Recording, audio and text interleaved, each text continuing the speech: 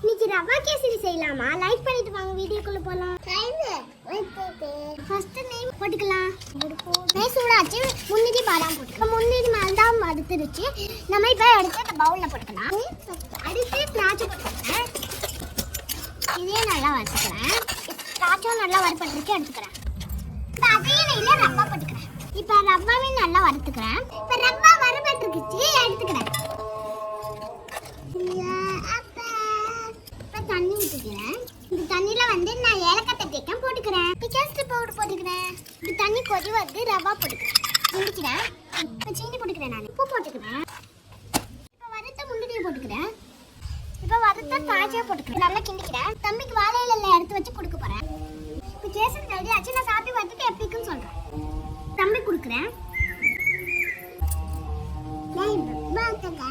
Like போட்டுக்கோங்க, சப்ஸ்கிரைபும் போட்டுக்கோங்க. பாய்.